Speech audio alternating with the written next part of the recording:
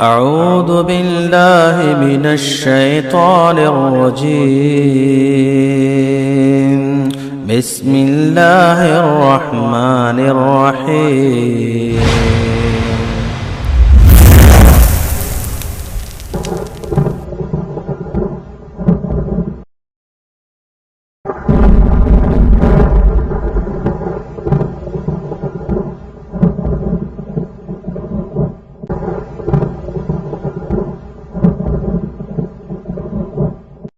کہ نبی کریم صلی اللہ علیہ وسلم پر جو دین ہے اللہ تبارک و تعالی نے اسے سب سے بہتر طریقہ قرار دیا ہے. نبی کریم صلی اللہ علیہ وسلم ہر خطبے کے اندر یہ پڑھا کرتے تھے فَإِنَّ خَيْرَ الْهَدْيِ هَدْيُ مُحَمَّدٍ صلی اللہ علیہ وسلم. سب سے بہترین ہدی طریقہ کس کا ہے؟ اسوہ کس کا ہے؟ نبی کریم صلی اللہ علیہ وسلم کا ہے. اللہ اور اس کے رسول صلی اللہ علیہ وسلم کے فیصلے سے بہتر کسی اور کے فیصلے کو ماننا. علماء کہتے ہیں کہ اگر کوئی آدمی اللہ کے رسول صلی اللہ علیہ وسلم کے فیصلے کو چھوڑ کر کوئی اور فیصلہ کرتا ہے تو وہ انسان بھی کافر ہے. اللہ کے رسول صلی اللہ علیہ وسلم کے فیصلے کے برابر کسی کو فیصلہ مانتا ہے تو وہ انسان بھی کافر ہے. اگر یہ سمجھتا ہے کہ اللہ کے رسول کا فیصلہ سب سے بہتر فیصلہ ہے لیکن وہ یہ سمجھتا ہے کہ ہاں دوسرے فیصلے کو بھی ماننا یہ بھی ہمارے لیے جائز ہے تو علماء کہتے ہیں یہ بھی کافر ہے. قل إن كان آباؤكم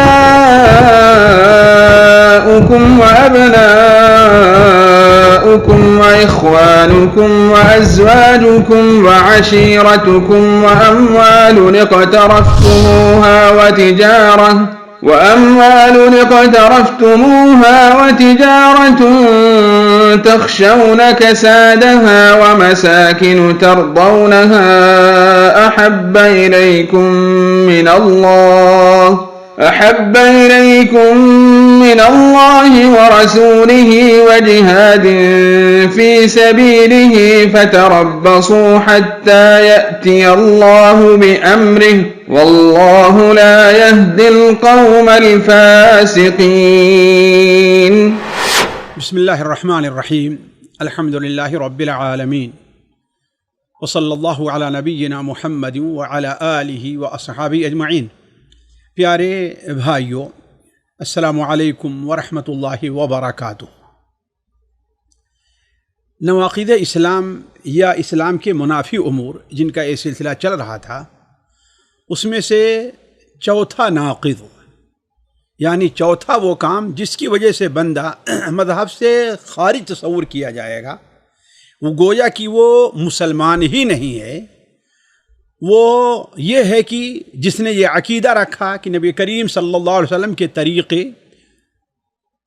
آپ صلی اللہ علیہ وسلم کے اسوے سے بہتر بھی کسی کا اسوہ اور طریقہ ہو سکتا ہے، یا نبی کریم صلی اللہ علیہ وسلم کے فیصلے اور آپ کے حکم سے افضل کسی اور شخص کا فیصلہ اور حکم ہو سکتا ہے.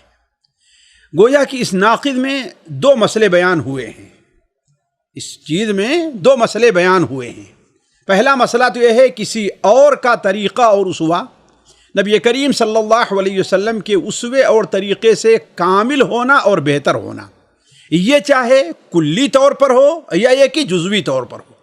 یعنی کلی طور پر نبی کریم صلی اللہ علیہ وسلم کے طریقے سے کسی اور کا طریقہ افضل ہے، کسی اور کی سنت افضل ہے، یا جزوی بات کسی ایک چیز میں اخلاق کے معاملے میں لے لیجئے، معاملات کے معاملے میں لے لیجئے، عبادات کے عقائد کسی بھی چیز میں ایک جز کے اندر کوئی یہ سمجھے کہ اللہ کے رسول صلی اللہ علیہ وسلم کے طریقے سے یہ طریقہ افضل ہے.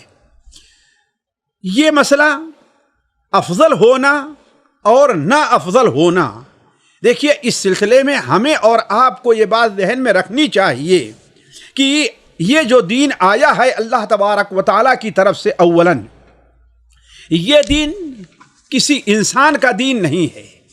نبی کریم صلی اللہ علیہ وسلم یہ باتیں حضرت جبرائیل سے لیتے تھے، حضرت جبرائیل اللہ تبارک و تعالیٰ سے لیتے تھے.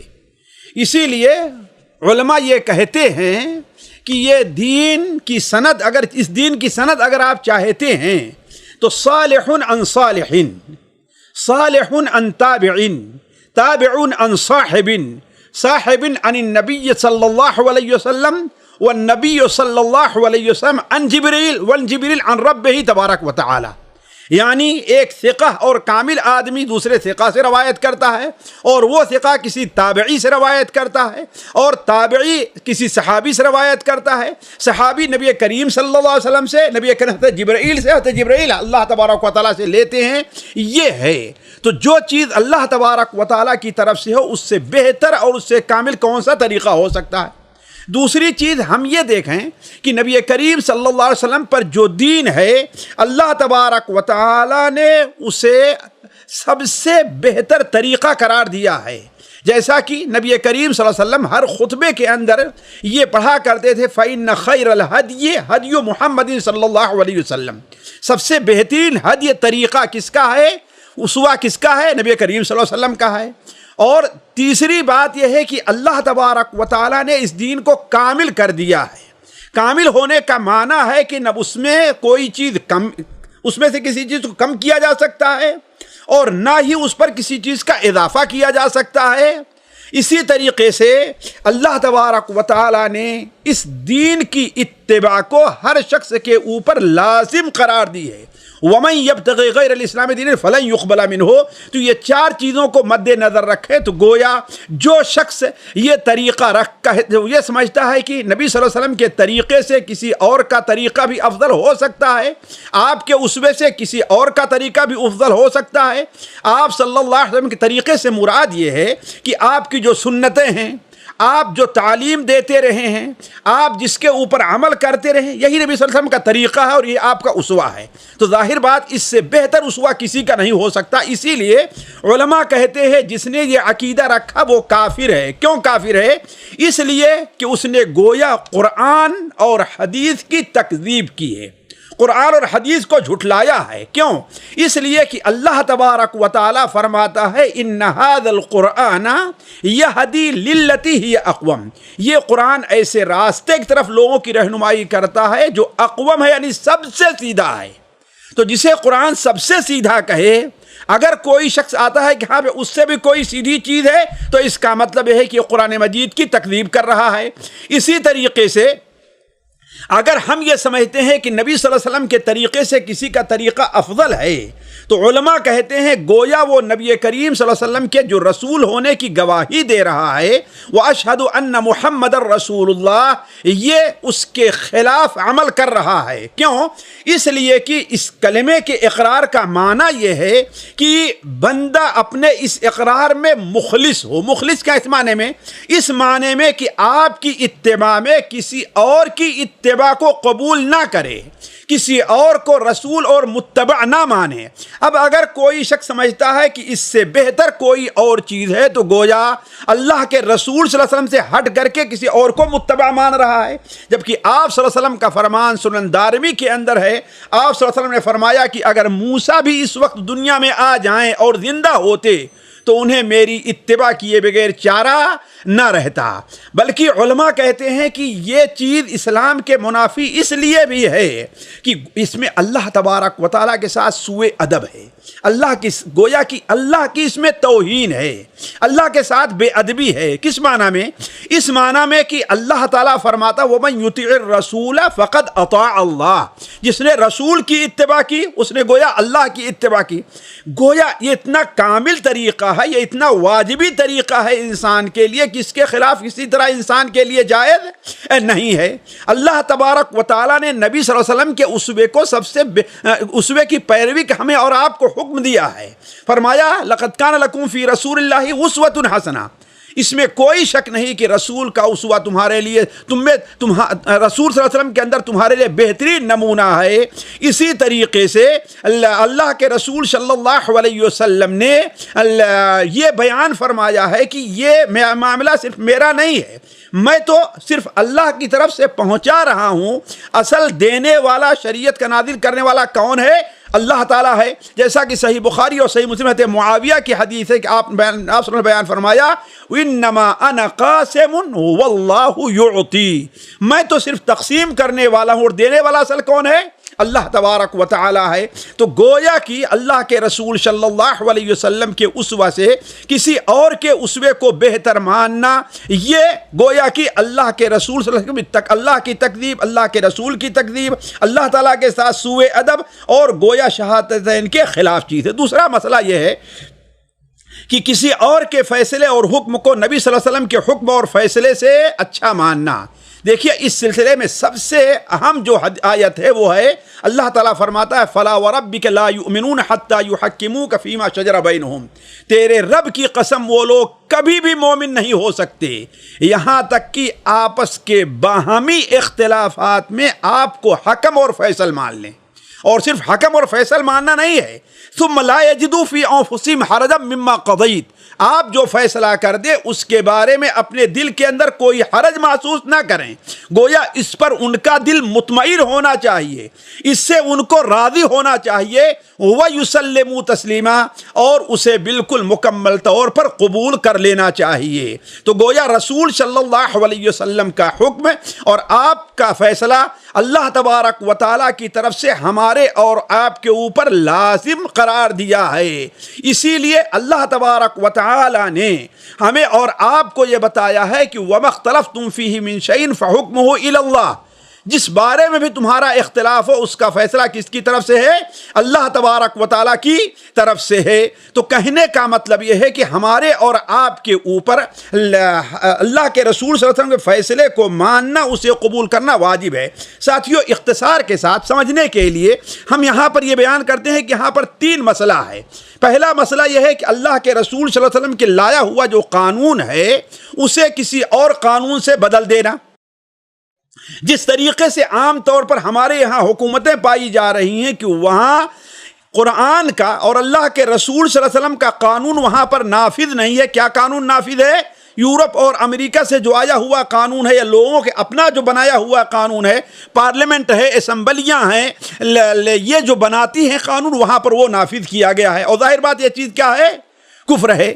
اسی طریقے سے اپنے خاندان اور رسم و رواج کے فیصلے کو رواج دینا، بسا اوقات ہوتا ہے کہ کسی خاندان میں اختلاف ہو جاتا ہے، ان اختلاف کا حل شریعت میں کچھ اور ہے، لیکن پنچایت بیٹھتی ہے اور پنچایت میں ایسے لوگوں کو بلایا جاتا ہے جن کے پاس دین کا کوئی علم نہیں رہتا، اس میں شریعت کے بارے میں، فیصلے کے بارے میں نہ سوچ کر کے ہمارا عائلی طور پر، ہمارا معاشرتی طور پر کیا قانون ہے اس کے مطابق جو ہے عمل کیا جاتا ہے، اور ظاہر بات ہے یہ چیز کسی بھی طریقے سے جائز نہیں ہے۔ تو کہنے کا مطلب یہ ہے کہ اللہ اور اس کے رسول صلی اللہ علیہ وسلم کے فیصلے سے بہتر کسی اور کے فیصلے کو ماننا۔ علماء کہتے ہیں کہ اگر کوئی آدمی اللہ کے رسول صلی اللہ علیہ وسلم کے فیصلے کو چھوڑ کر کوئی اور فیصلہ کرتا ہے تو وہ انسان بھی کافر ہے۔ اللہ کے رسول صلی اللہ علیہ وسلم کے فیصلے کے برابر کسی کو فیصلہ مانتا ہے تو وہ انسان بھی کافر ہے۔ اگر یہ سمجھتا ہے کہ اللہ کے رسول کا فیصلہ سب سے بہتر فیصلہ ہے، لیکن وہ یہ سمجھتا ہے کہ ہاں دوسرے فیصلے کو بھی ماننا یہ بھی ہمارے لیے جائز ہے، تو علماء کہتے ہیں یہ بھی کافر ہے۔ تو یہ معاملہ بڑا خطرناک ہے۔ اس سلسلے میں ہمیں اور آپ کو اچھی طریقے سنجیدگی سے سوچنا چاہیے کہ اولا نبی صلی اللہ علیہ وسلم کا جو اسوہ ہے، چاہے جس بارے میں ہو، مثال کے طور پر آپ ایک مثال میں دیتا ہوں، آپ صلی اللہ علیہ وسلم کا اسوہ جو رہا ہے لباس کے پہننے کے بارے میں، آپ نے بیان فرمایا عزرت المؤمن الی نصف ساق، مومن کا جو تہبند ہے وہ آدھی پنڈلی تک ہے، اور اگر آدھی پنڈلی سے ٹخنے تک ہو تو اس میں کوئی گناہ نہیں ہے، اور آپ نے بیان فرمایا اس کے بعد جو ٹخنے سے نیچے ہے وہ جہنم میں جائے گا۔ اب اگر کوئی شخص سمجھتا ہے کہ یہ نبی صلی اللہ علیہ وسلم کا یہ جو طریقہ ہے اس سے بہتر طریقہ کوئی اور ہے، تو گویا کہ وہ آپ صلی اللہ علیہ وسلم کے فیصلے پر کسی اور کے فیصلے، آپ کے اسوے پر کسی آپ اور کے اسوے کو ترجیح دے رہا ہے۔ تو اسی طریقے سے ہمارے اور آپ کے ہاں ایک اور بہت بڑی خرابی ہوتی ہے جس میں بہت سے لوگ مبتلا ہو جاتے ہیں۔ مثال کے طور پر کسی شخص کی لڑکی کا طلاق ہو جاتا ہے، اب اگر وہ یہ چاہتے ہیں کہ شرعی طور پر ہم اگر فیصلہ کریں تو ظاہر بات ہے شوہر کو طلاق دینے کا حق ہے، وہ حق بجانب ہے، ظلماً طلاق دے رہا ہے، طلاق دینے میں حق بجانب ہے، کوئی بھی طلاق واقع ہو جائے گی۔ اب ایسی صورت میں عورت حقدار ہوتی ہے اپنی مہر کی، یا اس کی جو چیز ہے اس کی حقدار ہوتی ہے، اور عدت تک اس کے یہاں اگر وہ رجعی طلاق ہے تو اس کے یہاں رہنے اور خان خرچ کی حقدار ہوتی ہے، لیکن لوگ اسے معمولی سمجھتے ہیں، اسے قبول نہیں کرتے، اس کو چھوڑ کر کے جا کر کے کیس دائر کرتے ہیں اپنی عدالتوں اور اپنی حکومتوں میں، جبکہ ایسا کرنا متفقہ طور پر علماء کے نزدیک کفر ہے۔ اگر کوئی شخص اس کو جائز سمجھتا ہے تو وہ مذہب سے خارج ہے، اگر کوئی شخص اس کو بہتر سمجھتا ہے تو وہ مذہب سے خارج ہے، مذہب اسلام میں وہ نہیں رہتا۔ کیوں؟ اس لیے کہ اللہ تبارک و تعالیٰ نے بڑے واضح طور پر بیان فرمایا ہے، وَمَن لَّمْ يَحْكُم بِمَا أَنزَلَ اللَّهُ فَأُولَٰئِكَ هُمُ الْكَافِرُونَ۔ جو شخص اللہ تبارک و تعالیٰ کے نازل کیے ہوئے حکم کے مطابق فیصلہ نہیں کرتا، وہ انسان کیا ہے؟ کافر ہے۔ دوسری آیت میں اسے ظالم کہا گیا ہے، تیسری آیت میں فاسق کہا گیا ہے۔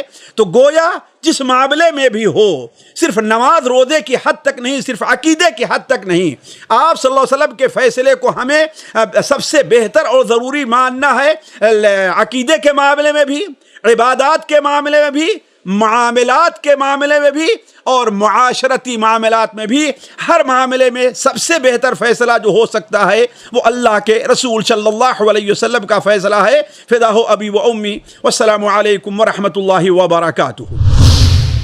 كنتم خير أمة أخرجت للناس تأمرون بالمعروف وتنهون عن المنكر وتؤمنون بالله